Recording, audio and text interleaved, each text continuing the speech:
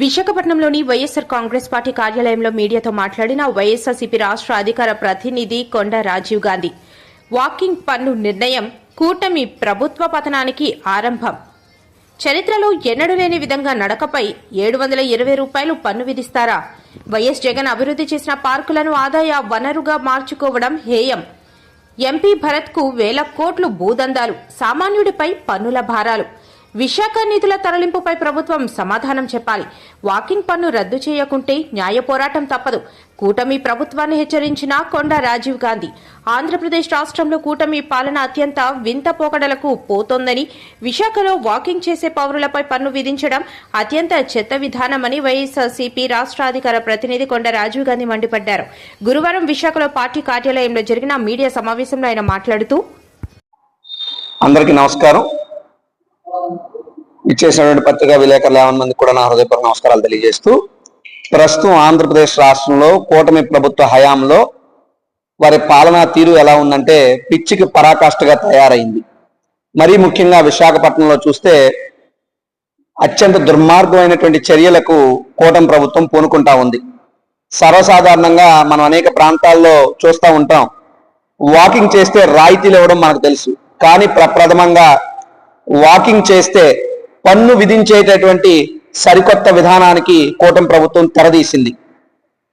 చంద్రబాబు నాయుడు గారికి కానీ కూటమి ప్రభుత్వ పెద్దలకు కానీ నేను చెప్తున్నా, వాకింగ్ చేస్తే మనిషి మీద 720 రూపాయలు పన్ను వేసేటటువంటి వాకింగ్ ట్యాక్స్ విధానం సరికొత్త విధానమే కాదు, అత్యంత చెత్త విధానం అని చెప్పి ఈ సందర్భంగా తెలియజేస్తున్నాను.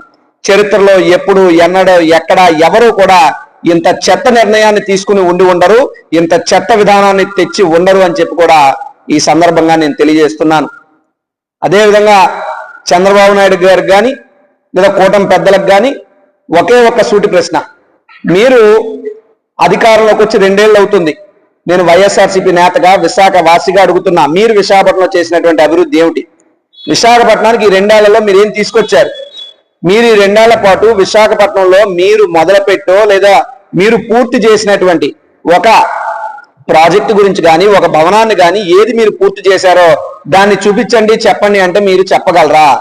ఈ యొక్క ప్రశ్న నాట్ ఓన్లీ చంద్రబాబు నాయుడు గారు, విశాఖపట్నంలో ఉన్నటువంటి కూటమి ప్రజా ప్రతినిధులు ఎవరైనా దీనికి సమాధానం చెప్పాలని చెప్పి నేను విజ్ఞప్తి చేస్తూ విన్నవిస్తా ఉన్నా.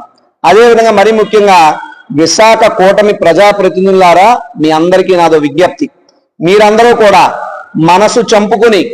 మీ మనసులు చంపుకొని చంద్రబాబు నాయుడు గారికి బానిసల్లా ఊడిగం చేయడం మానేసి ఆత్మ గౌరవంతో బతకండి, ప్రాంత ఆత్మ గౌరవాన్ని కాపాడండి. ఏ యుగంలో ఉన్నాం, ఏ కాలంలో ఉన్నాం, ఏ ప్రాంతంలో ఉన్నాం, నడిస్తే పన్ను ఏంటండి? అంటే ఈ రోజు వాకింగ్ చేస్తే 720 రూపాయలు పన్ను విధిస్తున్నారు, వాకింగ్ ట్యాక్స్ అంటున్నారు. రేపు టాకింగ్ ట్యాక్స్ కూడా వేస్తారా?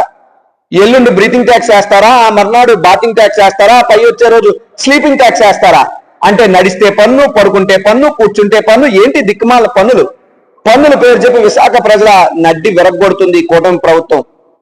నేను చెప్తున్నా కూటమి ప్రభుత్వ పెద్దలకు, మరీ ముఖ్యంగా చంద్రబాబు నాయుడు గారికి, మీరు ఇప్పుడు ఏదైతే వాకింగ్ ట్యాక్స్ పేరు చెప్పి 720 రూపాయలు ప్రతి మనిషి నడిస్తే కట్టాలని చెప్పి పెద్ద పెద్ద ఫ్లెక్సీలు, బోర్డులు క్రీడా మైదానాల బయట, పార్కుల బయట పెట్టారో, ఆ క్రీడా మైదానాలు కానీ ఆ పార్కులు కానీ మొత్తం అభివృద్ధి చేసింది వైఎస్ జగన్మోహన్ రెడ్డి గారు. ఆ లిస్టు చెప్తాను, కాస్త కూటమి పెద్దలారా చెవులు కళ్ళు పెద్దవి చేసుకుని వినమని నా విజ్ఞప్తి. విశాఖపట్నంలో ఇందిరా ప్రియదర్శిని మున్సిపల్ స్టేడియం కానీ, స్వర్ణ భారతి ఇండోర్ స్టేడియం కానీ, రాజీవ్ గాంధీ ఇండోర్ స్టేడియం కానీ, వైఎస్ఆర్ సెంట్రల్ పార్క్ కానీ, యాక్వా స్పోర్ట్స్ కాంప్లెక్స్ కానీ, S3 స్పోర్ట్స్ కాంప్లెక్స్ కానీ, శివాజీ పార్క్ కానీ, ఇలా చెప్పుకుంటూ పోతే ఈ లిస్ట్ అంతా చాంతాడంత అవుతుంది. ఈ పార్కులతో పాటు, ఈ మైదానాలతో పాటు ఇంకా అనేకమైనటువంటి పార్కులు కానీ, ఓపెన్ జిమ్ములు కానీ విశాఖపట్నం ప్రజల ఆరోగ్య పరిరక్షణార్థమై జగన్మోహన్ రెడ్డి గారు చేసినటువంటి అభివృద్ధి. కానీ మీరు ఏ పార్కులు, ఏ మైదానాలు, ఏ క్రీడా ప్రాంగణాలు, ఏ ఓపెన్ జిమ్లు కూడా మీరు అభివృద్ధి చేయకుండా, విశాఖపట్నంలో ₹1 అభివృద్ధి కోసం వెచ్చించకుండా జగన్మోహన్ రెడ్డి గారు చేసిన అభివృద్ధి పనులను ప్రజలు సద్వినియోగం చేసుకుంటే, నడుచుకుంటూ తమ ఆరోగ్యాన్ని వారు కాపాడుకునే ప్రయత్నం చేస్తే వారి మీద మీరు నిస్సిగ్గుగా పన్నులు విధిస్తున్నారంటే ఇది పిచ్చికి పరాకాష్ఠ కాక దీన్ని ఏమనాలని అడుగుతున్నా. నేను ఒకటే ఒక ప్రశ్న, ఈ 2 ఏళ్లలో మీరు ఏం చేశారు విశాఖపట్నానికంటే? శూన్యం. పైపెచ్చి విశాఖ పౌరులు జీవీఎంసీకి కట్టినటువంటి పన్నులను కూడా, పన్నుల తాలూకా డబ్బులను కూడా మీరు అమరావతి ప్రాంతానికి తరలించుకుపోయారు, తీసుకుపోయారు అనేటువంటి సమాచారం ఉంది. ఎంత తీసుకెళ్లారు, ఎప్పుడు తీసుకెళ్లారు, ఎక్కడికి తీసుకెళ్లారు అనేటువంటి దాన్ని, ఆ వివరాలని గౌరవ జీవీఎంసీ కమిషనర్ గారు, గౌరవ జిల్లా కలెక్టర్ గారు లేదా కూటమి నాయకులు కూడా బహిర్గతం చేయాలని చెప్పి వైఎస్ఆర్ కాంగ్రెస్ పార్టీ డిమాండ్ చేస్తా ఉంది. దానితో పాటు గతంలో ఏదైతే ఆపరేషన్ లంగ్స్ పేరు చెప్పి విశాఖపట్నంలో బతుకుతున్నటువంటి చిన్న చితక వ్యాపారస్తులు రోడ్డు మీద పెట్టుకుని, పేమెంట్ మీద, ప్లాట్ఫారాల మీద పెట్టుకుని జీవనం సాగించే కడు పేదవారు బీదవారి మీద జీవీఎంసీ ఉక్కుపాదం మోపి వాళ్ళ బతుకులు చిదిమేసి వాళ్ళందరినీ రోడ్డును పడేసి నానాయాగి చేశారే.